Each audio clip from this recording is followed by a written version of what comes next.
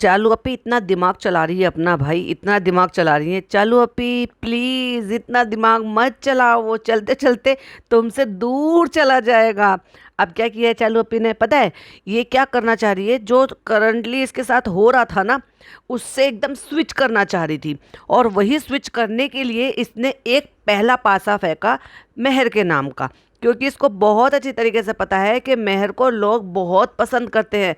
और प्लस इसलिए भी पसंद करते हैं क्योंकि उसकी माँ नहीं है, छोटी बच्ची है, पापा भी ज़्यादा ध्यान नहीं देते। तो इसने सोचा कि मैं इमोशनल कार्ड खेलती हूँ ऑडियंस के साथ, और इसने वो उसके साथ जो है प्रैंक करने की कोशिश की। ना वो व्लॉग प्रैंक था ना कुछ और था, वो सोची समझी चाल थी इसकी। कैसे?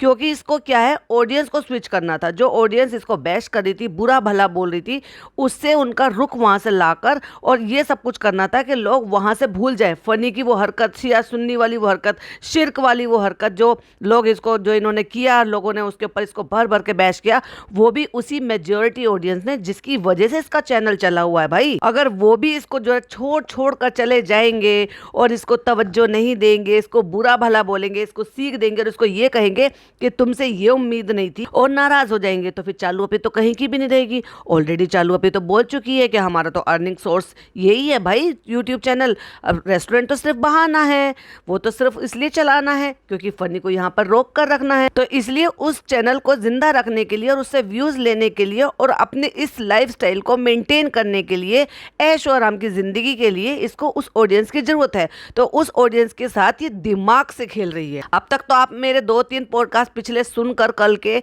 तो वो समझ ही चुके होंगे कि एक्चुअली मैंने कैसे डिकोड किया इसके उस वाले व्लॉग को, जो ये प्रैंक का नाम दे रही थी। प्रैंक वाला इतना लंबा शूट किया, प्रैंक नाम की चीज नहीं थी।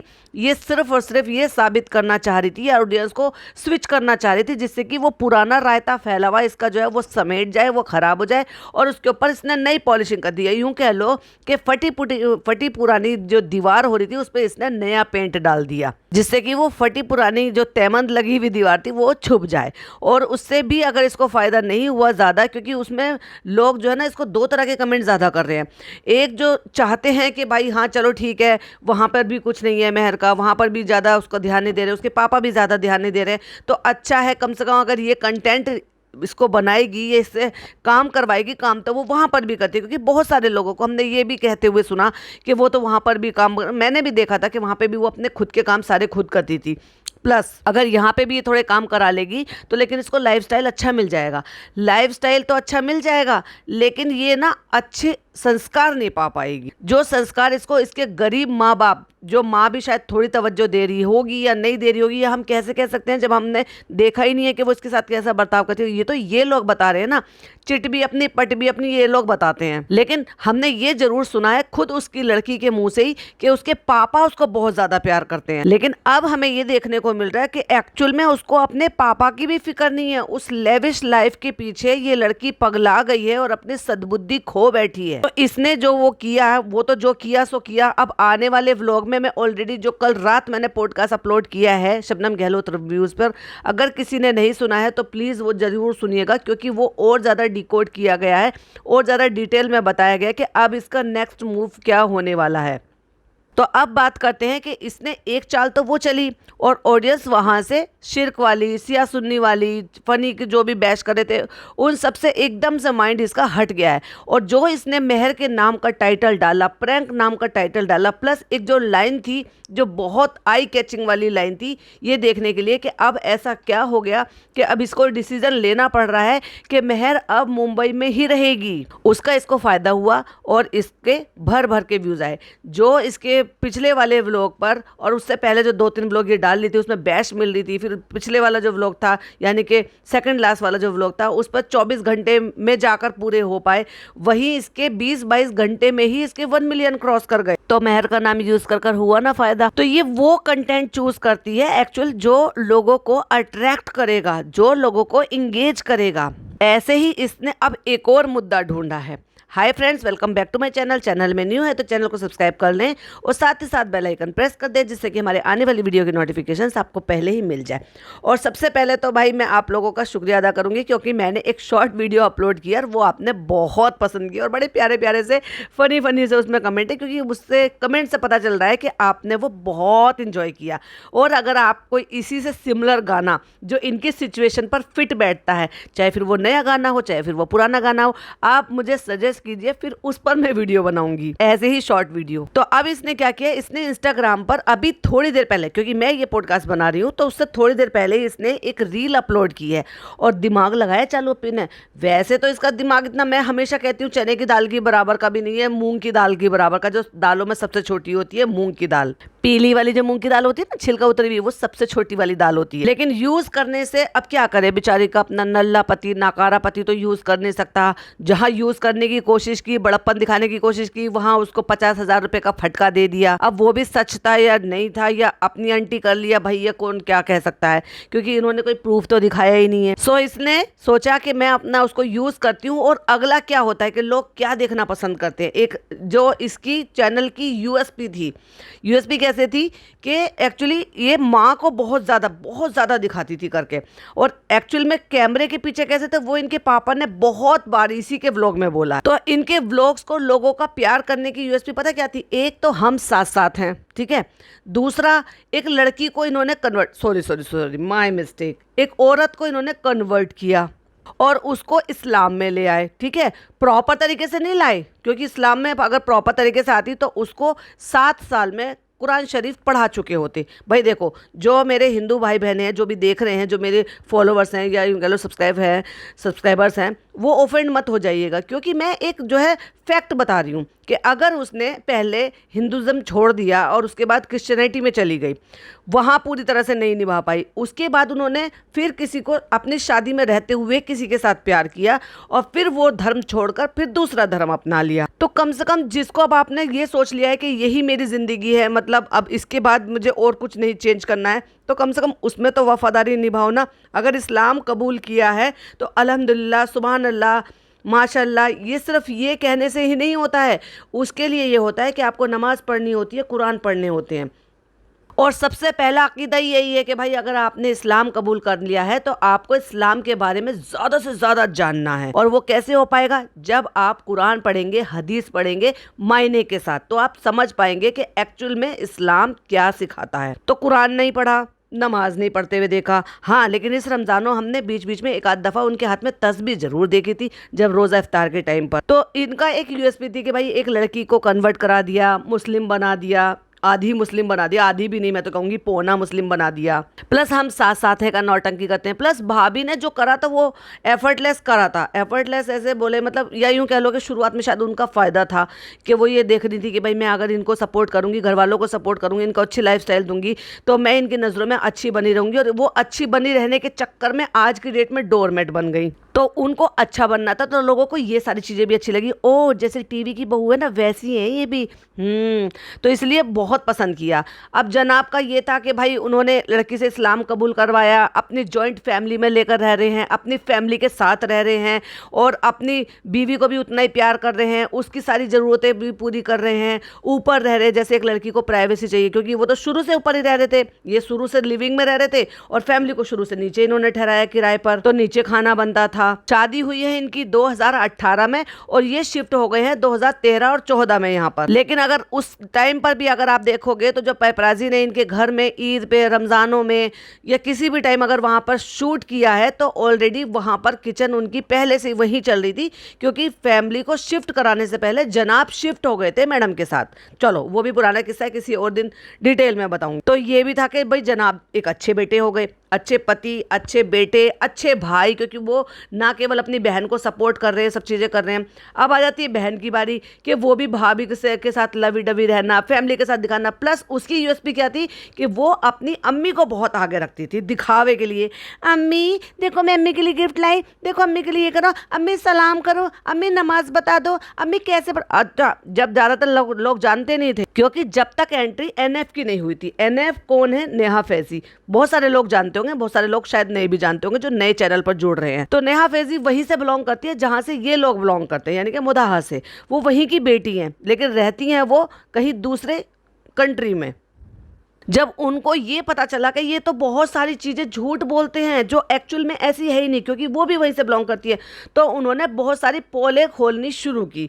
प्लस मुस्लिम हैं तो वो ये भी बताती है कि ये किस तरीके से इस्लाम को गलत तरीके से दिखा रहे हैं, तो वो ऐड ऑन हुआ। बहुत सारे पॉडकास्टर उस दौरान बन गए थे, तो वो इनकी हिपोक्रेसी को एक्सपोज करने लगे। तो उस दौरान मैं भी ऐसी थी, क्योंकि 2020 में मैंने अपनी मदर को खो दिया। तो मैंने रेंडमली मैडम को मैं देखती थी, तो मैडम के साथ साथ मैंने जब देखा कि भाई चालू चालू नाम करके इनको बताया, तो मैंने उनका चैनल देखा। तो मुझे उसमें एक वीडियो वो देखने को मिला था जिसमें इनकी अम्मी बैठकर एक दुआ बता रही थी, और वो दुआ मुझे बड़ा अच्छा लगा और मैं बहुत 100% रिलेट कर पाई।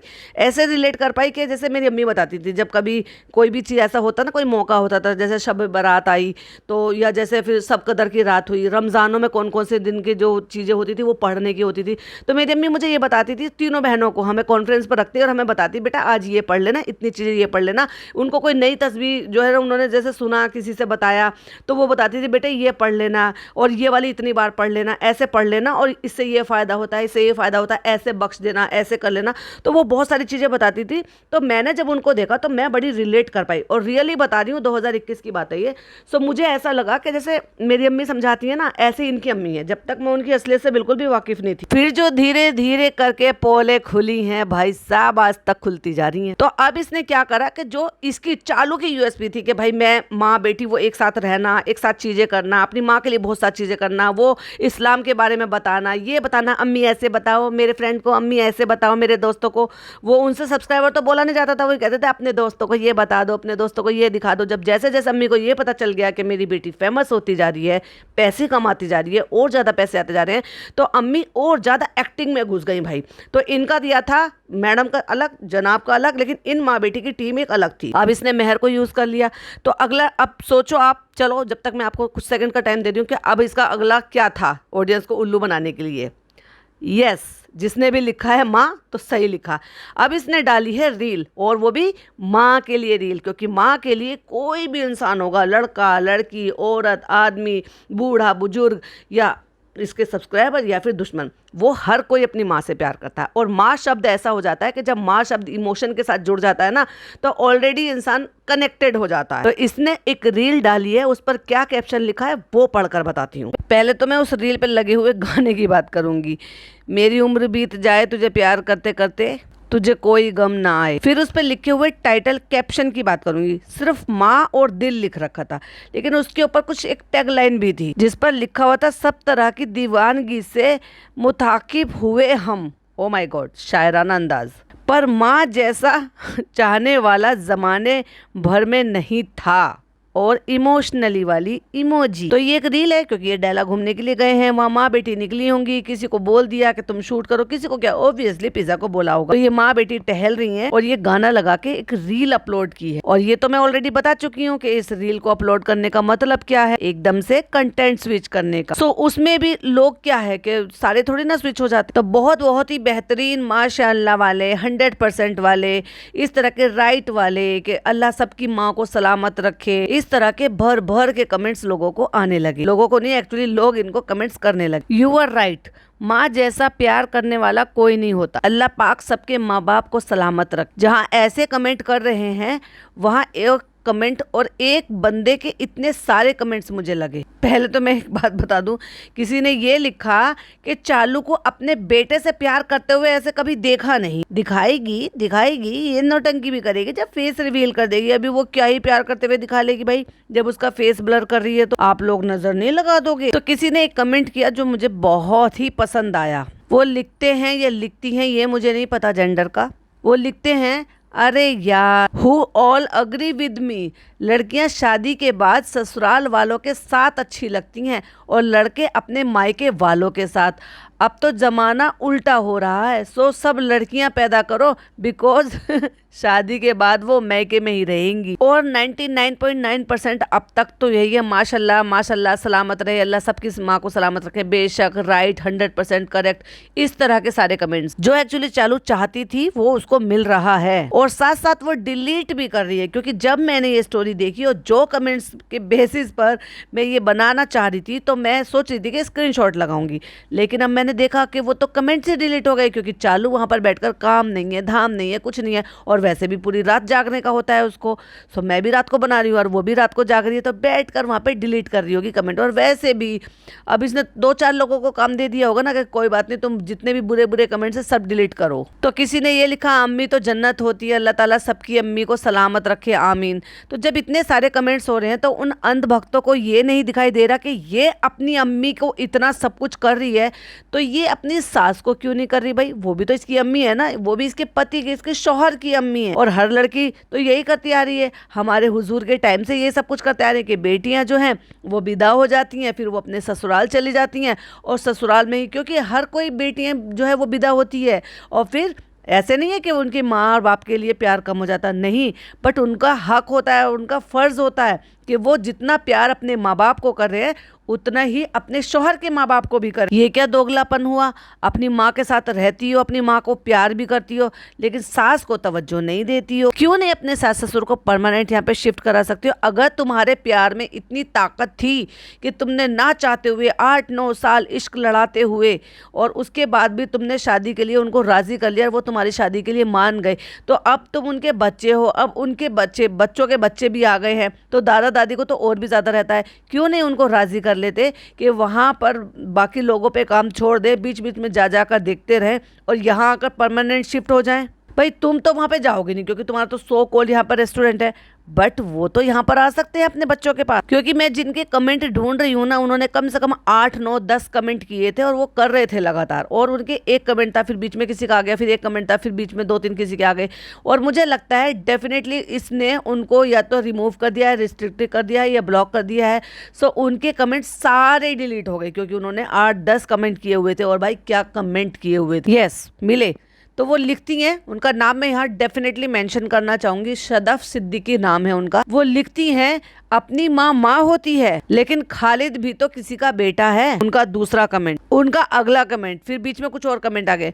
वो 1 हफ्ते भी अपने माँ बाप के पास नहीं रहता, क्योंकि ये औरत उसको रहने नहीं देती है, क्योंकि ये टाइम डालकर, टाइमर लगाकर भेजती है भाई कि टाइम अप तो तेरी जिंदगी अप। उसके बाद वो अगला कमेंट लिखते हैं, बूढ़े माँ बाप अकेले मोदाह में रहते हैं, ऐसा कौन सा काम है जो माँ बाप से बढ़कर है? ना ही अपनी बहन से मिलने आता, वो इतनी दूर से दूसरे देश से आई थी यहाँ पर बंदा मिलने नहीं गया। और अगला कमेंट वो लिखती है, इज दिस हिसाब? Question mark question mark question mark, कि क्या इसको हिसाब कहते हैं जो तू ये दुपट्टा ओढ़कर अपने आगे के सारे हेयर लाइन दिखाती घूम रही है? तो वही किसी ने ये भी लिखा, तो फिर एक फ्लैट माँ के नाम कर दे, अगर तुझे माँ से इतनी ही मोहब्बत है और इतने सारे तूने मकान खरीद लिए, तो एक फ्लैट अपनी माँ के नाम कर दे। और अगर एक बेटी कमाने लगी थी और बेटा और बेटी में कोई फर्क नहीं है, तो इसने ज्यादा अच्छा कमाना शुरू कर दिया था। क्यों? क्योंकि इसकी तो भाई कोई खर्चा ही नहीं था।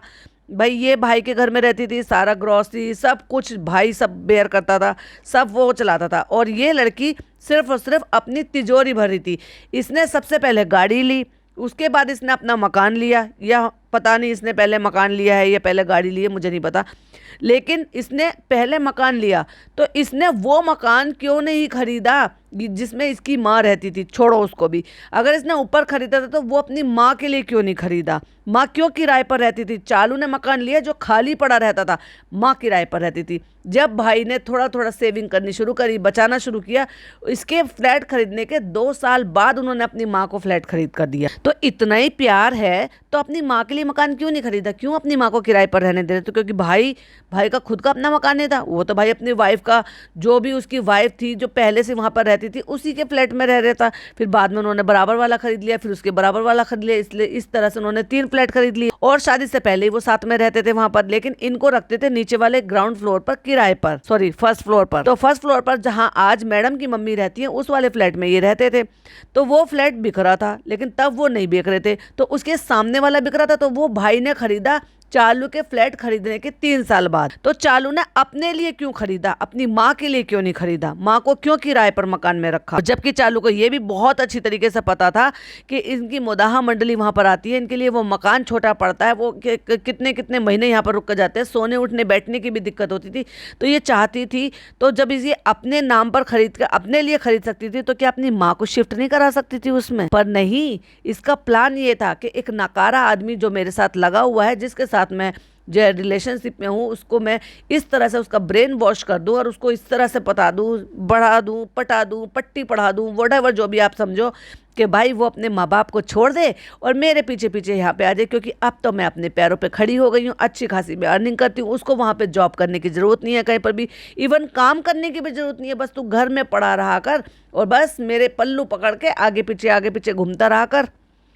लेकिन शर्त यही है कि तुझे अपने माँ बाप को छोड़कर आना पड़ेगा। तो ये दोगली औरत है, अपनी माँ माँ और दूसरे की माँ कुछ नहीं। तो अगर ये सोच रही है कि ये कंटेंट स्विच कर देगी तो ये ट्रोलिंग से बच जाएगी, तो भाई तेरी जो इतनी हरकतें हैं ना, जो तूने इतना रायता फैला रखा है, वो नहीं बचने वाली है। तो इसीलिए जब मैं कह रही हूँ कि धीरे धीरे करके जब से इसकी जिंदगी में शनि आया ना, शनि इसकी 7.5 शुरू हो गई है। वहीं किसी ने एक कमेंट लिखा कि चालू को फनी ने कैसे आंटी जैसा बना दिया, अपना तो इतना कपड़ा जो है सही पहनता है और इसको देखो, इसके कपड़े, खुद तो नौजवान बन के घूमता है और इसको आंटी बना दिया है। लिटरली अभी आंटी ही लगने लगी है भाई, क्योंकि ये गई थी ना वहां पे अपने दोस्त से मिलने के लिए और उसके बाद भाई इसको कितना कॉम्प्लेक्शन हो गया उससे मिलकर, भाई साहब डिप्रेशन में चली गई है।